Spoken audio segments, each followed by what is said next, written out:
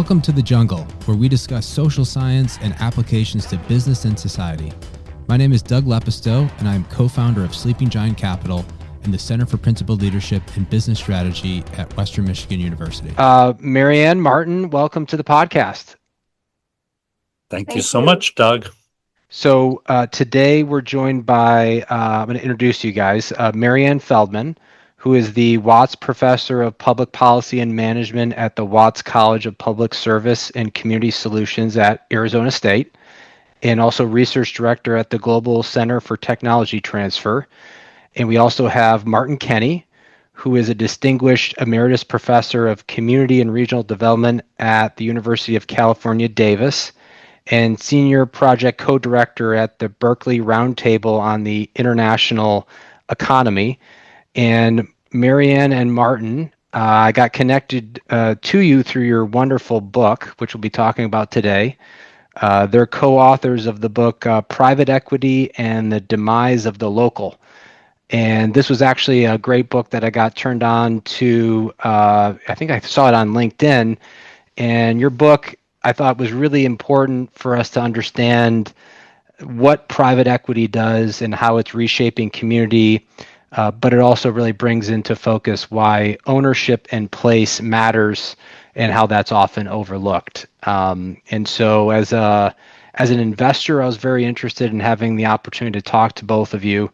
We're at Sleeping Giant really looking at a place-based alternative to private equity. And so really wanted to spend some time with you, kind of going a little bit more behind the book, why you decide to write it.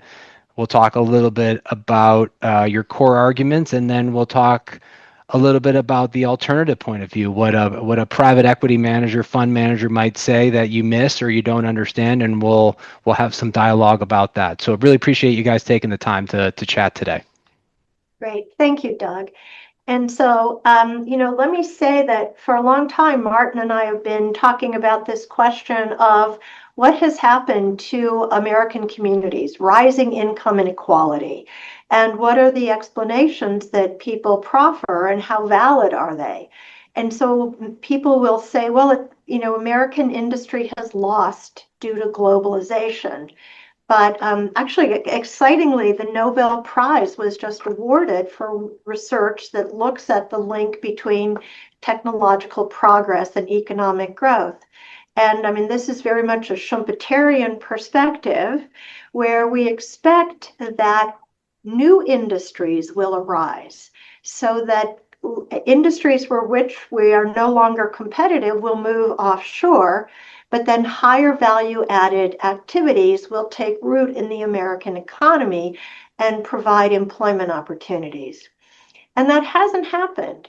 And as someone who studies university tech transfer and sort of commercialization of science, what I observe is that there's so many wonderful ideas that are percolating, but companies have a hard time getting financing.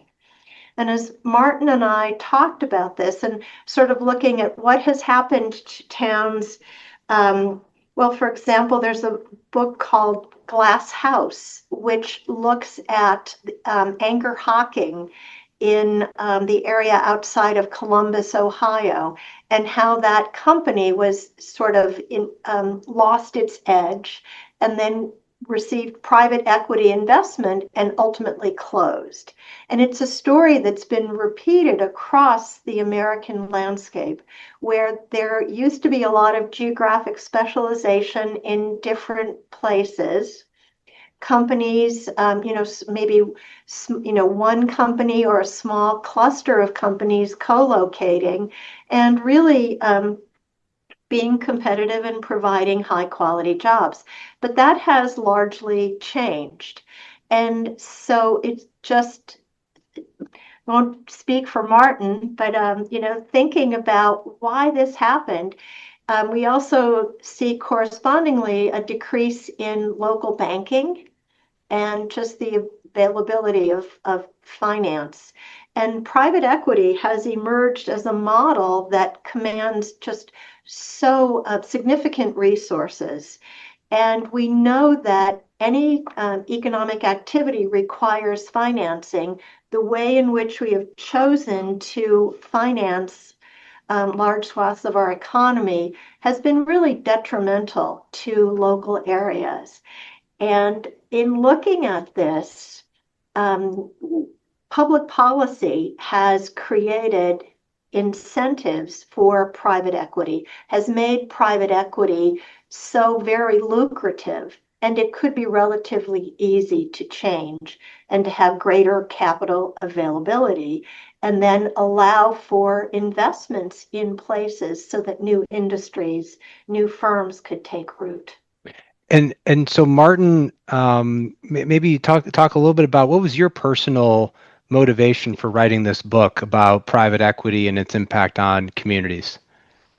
So for many years, I studied the venture capital industry, and private equity sort of spun out of the venture capital industry sort of in the late 70s, early 80s. And I was as I studied venture capital, which is investing in growth, I started to look at these private equity firms also, and their investments in communities in such a variety of areas. I think Maryann and I started thinking about industry, manufacturing, shall we say, which is where the first wave of the private equity folks invested. And as Maryann ably described, many of these firms, manufacturing firms, Anchor Hawking, Houdale Machinery, et cetera, received private equity investment. But then what private equity did is it offshored that work, fired the workers, eliminated very often their pension funds, bankrupted their pension funds, put them on the pension guarantee, federal pension guarantee corporation. But then as we started to look at it, we go, oh my gosh, they're in funeral homes. They're in hospitals. They're in emergency rooms. And I won't speak for Maryann, but I think our scales sort of drop from our eyes, and we go, oh my God, they are everywhere, investing everywhere, all through the kidneys, nursing homes, etc. And then as we started to dig deeper into other people's research, we saw, oh my God, after private equity invests in nursing homes, you get more deaths. After they invest in funeral homes, you get add-on services in dentistry, miles of smiles, a dentistry operation. That's private equity. And all of a sudden you read about it and you see, oh my God, they're upselling people or removing teeth that don't need to be removed. And then we started to get a picture of private equity bringing a recipe to every investment. Decrease wages, lay off as many of the higher skilled employees in that operation as possible, upsell the patients, offshore or lower the quality, and so various ways to extract as much value from their investment as possible. And then at the end, if the firm is just a husk or the hospital is just a husk, close the hospital and walk away. And so, rural hospitals all across the country have gotten private equity investment. And then within 2, 3, 4 years, the hospital goes bankrupt or it's closed down and merged with a hospital 50 miles away. And so this happened in rural hospitals, but it also happened in urban settings where hospitals were bought by private equity, slowly run down, the value was extracted, and they were closed. And so I think as Maryann and I went through this process from the beginning, we didn't know what we were going to see at the end, which just opened our eyes. And then Maryann described a trip she took cross country from North Carolina to Arizona through all of these towns, rural towns throughout the United States. And she had her eyes open and she goes, oh my God, look at what's happened to all of these towns. And then that connected back to our community development interests. And I think really by the end of this, we were shocked and almost scandalized. I was. I can't speak for Maryann, but Oh, very much scandalized. And, we draw on a lot of research that has been done over the years that documents the movement of private equity, again, from industrial concerns, where you might argue the restructuring of Nabisco, the idea of barbarians at the gate, you had bloated conglomerates, and there were efficiency gains. And that model proved to be so lucrative that Martin and I write about this as cradle to grave. And so right now, childcare providers, Bright Horizons, Kinder Care, Primrose Schools, I mean, these are all private equity backed.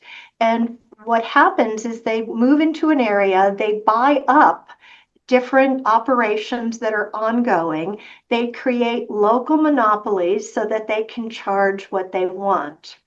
But also, Doug, what's really pernicious is where you used to have, let's say, a variety of local owners, you now have shifted ownership to a location far away, primarily Wall Street, right? And you have lost that sort of local attention, devotion to the economy, the investment in civic capital, and providing funding for the local little league or for cultural events.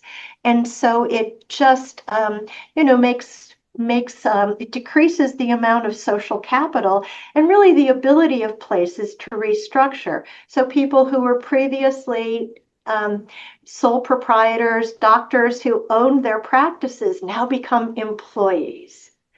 And so the locus of control has shifted away. And so let's talk a little bit about I loved how I would like to add one thing, Doug, sure. Yeah. What Maryann said. Go ahead.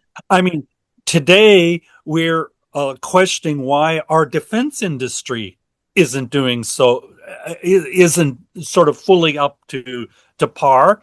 And then you start to look and you go, oh my God, private equities in defense. So it's cradle to grave, and it's across all of these various sectors. I mean, any sector. What was so shocking is that any sector we sort of came up with, let's look at, renal care. Oh, there they are.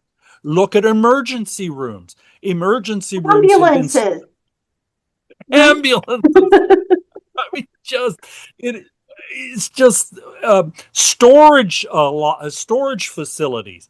What are the mobile home parks? Right. Where housing, over and over. Yep, the housing market in general. Yes. In general. I want to talk about the connection. Your book is private equity. It's not private equity and the consolidation of industries, or private equity and investment returns. It's private equity and the demise of the local. And Maryann, you started to talk on that about that. What is the relationship between private equity and place? What is the mechanisms for how private equity is somehow, it's your term, and there's a demise of the local. What is the relationship between private equity and communities? Right. And so, right now we have, with the retirement of the baby boom generation, right? A lot of people are retiring. Second generation maybe doesn't want to come in to take over ownership and management of those operations. And so companies and are up for sale. And private equity has such a large backing that it can come in and set the price. This is particularly true with young physicians who have the double whammy of coming out of medical school with large amounts of debt. And so when they look to buy a practice, they're competing with private equity firms. They're already in a great amount of debt, and they don't have the financial resources to buy those practices.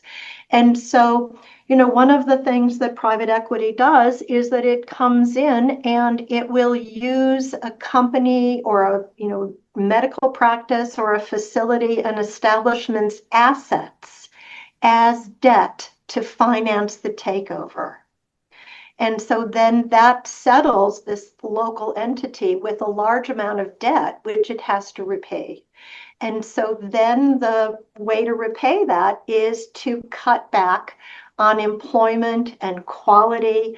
And I mean, we just see this repeated in so many different locations and across so many sectors. We have also, when companies, are sort of taken over, there's a professional management. Much of this is facilitated by digital platforms. Well, you don't have to have a property manager at an apartment building site. You simply manage it remotely. And so losing that sort of connectivity and sort of the human touch, so that everything becomes financialized and a transaction.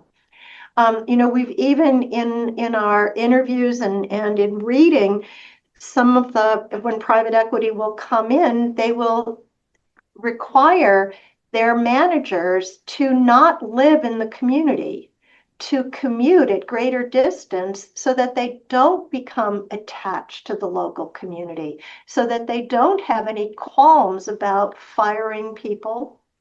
You heard that, you heard this in some of your interviews. Yes, we have a quote. We actually have a quote in the book where, this was a requirement. Because then if you're embedded locally, you have reputational concerns, you have trust concerns, you're maybe building relationships that would incentivize you maybe to not do those things. And so the idea was to keep them in another place, and that allows them to be more just purely financially oriented. Right, exactly. Yeah. Right. I think the Maryann alluded to this earlier. It's this idea of social capital, but also local capital in the sense of money that could be invested to build a firm, to help the local governments, and also the other thing that Maryann didn't mention is local newspapers. They were bought up by private equity also, and eventually replaced by articles that are written somewhere and then just like a syndication, but not even a syndication. So that happened. Or offshoring newspaper article writing to India, where it could be less expensive.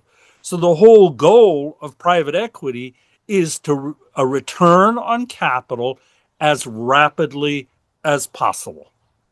And everything in the firm is bent to that particular goal: extract capital as quickly as possible, because you want return to your investors. It's ROI, and it's ROI over time.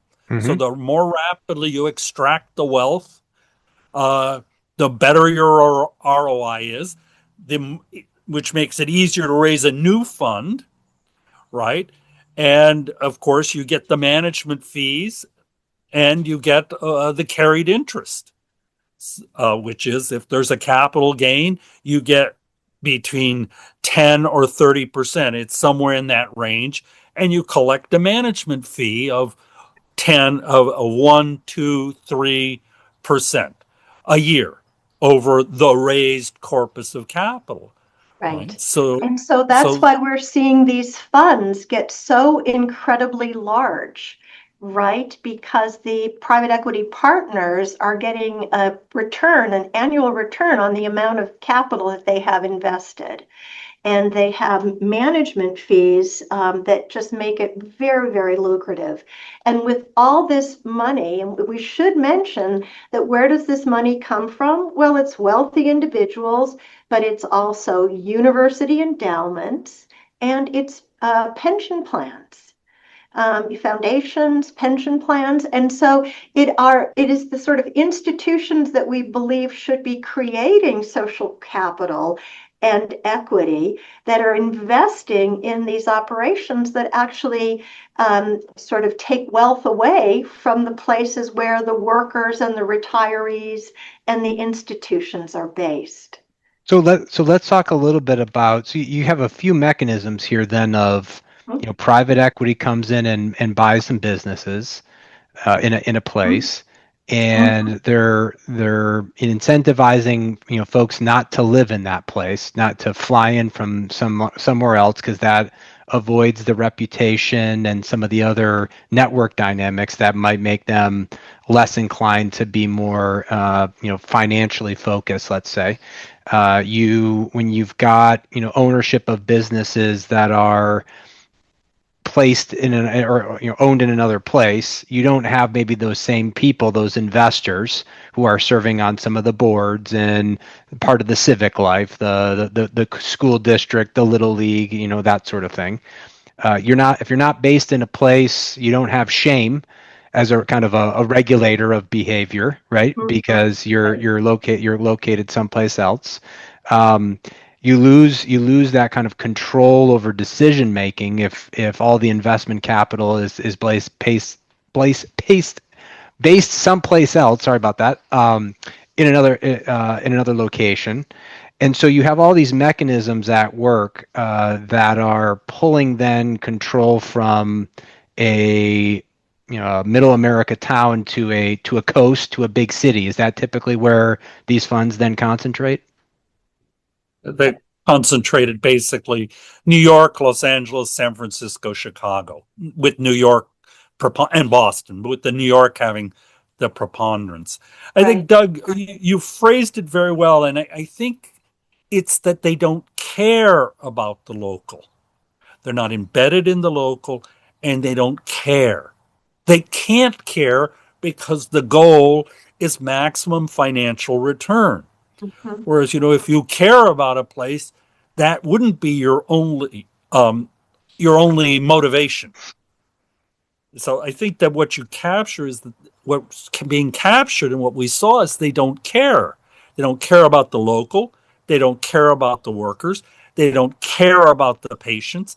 They don't care about really anything except the extraction of Well, of wealth. this is the rise of really shareholder capitalism, right? Where, I mean, the older model was that corporations viewed themselves as having some responsibility to a wider range of stakeholders. And that included workers and suppliers and communities. And then as, sort of starting in the 70s, and we talk about this, was sort of a fun, historical journey of how that has really changed and how everything became financialized. Everything was about the, maximum ROI and then returning money to investors and not really caring about ethical business practices, caring about social benefit or what was happening to the environment or anything else. And places have just been, one of the losers in this situation. So if let me take the defenders of private equity in their argument. So they would argue this is the free market at work. Pension funds, universities, other folks are depending on them for returns. How is it fair for the firefighter who's depending on a pension to not have their pension paid for because the private equity fund is conceding on a return to do something good for the community, or to do some kind of win-win locally, or to engage philanthropically. So what do you say to that argument that the returns of these funds are good people that should be getting the best return they possibly can get? It's actually studies have documented that these investments in private equity, when you take out all of the management fees, don't return that much. That really, in pension funds might do just as well to stay with more middle of the road investments. So that's one point. The other, the free market argument. I mean, Doug, there is so much government subsidy flying back to these places. When you invest in nursing home and daycare centers, drug treatment, there's a lot of government money that buoys up and makes these operations profitable. There's another argument, which is that private equity now invests in essential services that we need to purchase. And our demand for these is going to be, an economist would say, relatively inelastic, which means that we will pay what the price is because we need dental care and we need childcare. But these costs have really gotten out of control. And so that a free market? If only this were really a free market. Okay. I mean, what do you say, Martin? The other thing is that, of course, it's the taxes and the tax code that private equity, through our legislators, have shaped over the last 25 or 30 years. As they become wealthier, they pour more money into our politicians. More and more of our politicians are private equity, private equity principals. Yes. And so, in fact, they use, Maryann is absolutely right. On one side, it's Medicare, Medicaid, all of those things that are paying private equity, the private equity firms that own these firms that provide the services. So on that side, childcare, when I think it was Obama passed childcare legislation, private equity went in and bought up the childcare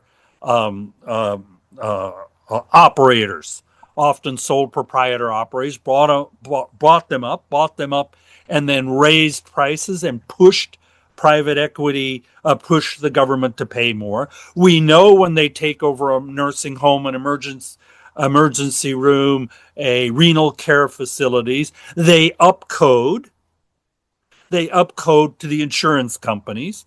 So they're looking for places where there's not a free market, where they can create a monopoly so that they can raise prices. And study after study has documented in nursing homes, in renal care facilities, in emergency rooms, when you have a private equity operator, you have worse health outcomes. So what do you say then about the fact that so many of these large, I'm thinking about the Yale endowment, Harvard's endowment, these large institutional players still continue to pour money into private equity? If it was such a bad return, or they're not actually getting the, why do they continue to do it, do you think? So there's let me just, and then I have to run. There's a number of reasons, Mary.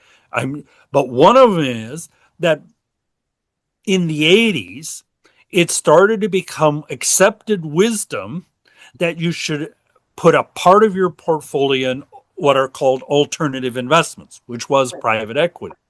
And so part of that was that they actually changed the way the prudent managers of pension funds, endowments, etc., should invest their money. And they started to put it into private equity. And there's research, and there's also court documents that show that private equity actually misrepresents its returns. There's now a suit going on in Kentucky on this very issue, that they misrepresent their returns to their investors, who are supposed to be sophisticated investors like our pension funds. But when they're up against these private equity and funds, we find out that they're not quite as sophisticated. And there's been research that shows that if you'd invested in an S&P index fund, you would have done better than if you had invested in private equity. Now, the other thing we have to understand is that the returns to private equity are very skewed. So some private equity firms do very well. Many do not so well. And when you average it, what you find is that the returns are not as good as the S&P, But if you got into one of the lucky or successful funds, you would have had higher returns. Right. So, And this lack but I of have transparency is yes, Martin, thank you. Good to see you. thank you so much, Doug and Maryann, and I apologize for having to leave. That's okay. See you, Martin. Yep. Bye-bye. The lack of transparency makes it very difficult for people to make informed decisions, which is why this new proposal that individuals be allowed to invest in private equity is very, very problematic. Okay. So, I mean, I feel that, I feel that there just needs to be more understanding of this problem, and that's what we had hoped to shed light on, and really that if we want to grow local economies, we need local investment. So let's talk about that. At Sleeping Giant, we're trying to pioneer a place-based alternative. We invest only here in West Michigan with West Michigan capital and back West Michigan aspiring owner operators, and we have a strong connection here to Western Michigan University. So would love to talk to you about some alternatives. What are the emerging alternatives you see for all these baby boomers who are retiring? If they didn't want a private equity option, what are the new models that you're excited about, or what you see as alternatives to this dilemma? Right. I mean, I think that this is, it's a really important question, and it is something I think that again we can look at different alternative types of policies. I would love to see more local banking. Because local banking is based on relationships. You are more than your credit score, right? And so, I mean, that would go a long way. I want to mention for too many years of my life, I've been studying the Small Business Innovation Research Program, the SBIR program, which provides, it's called America's Seed Capital Fund. And it currently has expired and has not been renewed by Congress. And so again, there is a sort of battle ongoing about who controls this program, and do companies need to have a private equity, a private investment match to money that they're getting from the government. I think that we can, I don't know this idea of what individuals can do. We see a lot of family funds who are investing in places, trying to, again, people believe in places and they want to champion growth and investment in those places, and they have a longer time horizon. So one of the things, again, when we're focused on the rate of return and a high rate of return, I mean, I think a question to ask ourselves is, what is a reasonable rate of return? And, we're always trying to go for the max, recognizing that, we have very skewed distributions, right? A few things will be home runs and will create a lot of money. But a viable way to build a local economy is to have many small and medium-sized firms, and to have these as sort of interrelated, to have supplier networks that are very rich and very, very specialized. And so that is the way for growth. I mean, other models like employee ownership, right? Co-ops, other kinds of things. I mean, I love the idea of wealthy individuals who make money in Silicon Valley, cash out, and then go back to their local communities and make investments. But I think also we need more vehicles. And I mean, Martin and I say the next thing we need to do is to write the sort of other half of this. It was really depressing to look at how private equity has yielded so much destruction to local economies. But where are these sort of sparks of light, and how can people invest? And I've heard some, and again, just some individuals saying that rather than sending their money to Wall Street, they would much rather invest in a local enterprise where they could watch it. And, they might offer some business advice. They could serve on the boards, but we don't make that very easy for people to do. So we've sort of centralized finance and really consolidated it. And there is just not enough options. Are there any particular firms that you're really excited about who are providing an alternative in particular that you'd want people to know about? Well, I think your model, your business model, Doug, is really interesting if you want to talk a little bit about that, because it really is offering an alternative where, you are doing specific place-based investments, and things that would not really be of interest to larger venture capital firms or to private equity. Yeah, I mean, that's what we're trying to. Maybe you'll write the book. Hopefully, you'll write the book on us as the sequel. I mean, we're trying to be that place-based alternative to traditional private equity. We're buying West Michigan businesses. We're a majority buyer, so we're not growth capital. And we acquire those businesses by raising money locally. And we are training and supporting and backing an entrepreneur who would become the new owner operator of that business. And then always trying to find the win-win relationships with our university here at Western Michigan University, but also with our service providers to create the incentives that they would want to refer opportunities to us because they know that we'll engage in business with them. And so trying to create that virtuous cycle between the investment capital, the entrepreneurship, the place-based investment opportunities, the service providers.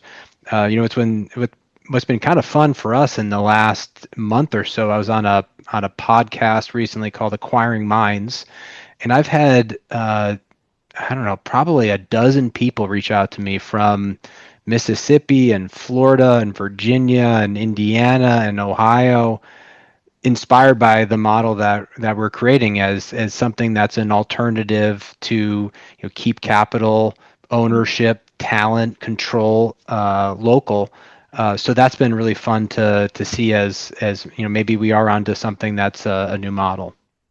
Right. No, and I think that it will evolve. And I think that we're at a point where private equity has extracted so much value that they are not going to be able to find the investment opportunities. And there's so much dissatisfaction with service providers just across the board. Yet it's difficult for new firms to enter, right? And so in a free market, you might expect that if your car wash, and private equity owns car washes, and if they're doing a poor job, someone else would start a car wash and compete them out of business. But the problem is that the new car wash cannot get funding to even allow it to get started. And so, that's free market. Mm-hmm. And I think that, those are the kinds of things we could be promoting. I think states' attorney generals should take this on, and that they can exert some power, break up some of these local monopolies, and provide greater oversight. So that the whole antitrust, this is where I think Lena Khan is to be commended, that our view of antitrust evolved. And we write about the Bork doctrine, which said that you had to sort of show, that you were harming consumers, difficult to show. But if you can say that, no, you're harming other producers, in an economy, in an industrial segment, then you have the basis for dismantling some of these firms. So if we kind of close out here, if you were advising, business leaders, investors who, wanted to strengthen, their place and to see a dynamic that maybe wasn't, engaged with by private equity, where did they start to think about this differently in their communities? Like, who is it? The family offices that needs to kind of start this conversation? Is it the economic development people? Like, how does this dynamic change in a place that you'd recommend? Is it policymakers? Right. And I think that, we know that when states have engaged in their own sort of venture capital funds, they have not done as well, right? And in their model is much more like giving a grant than making an investment. And I feel that this topic is ripe for more discussion. I'm very dismayed when I talk to people in local ecosystems and they say, we need to bring in venture capital. And that's the way we'll grow our local ecosystem.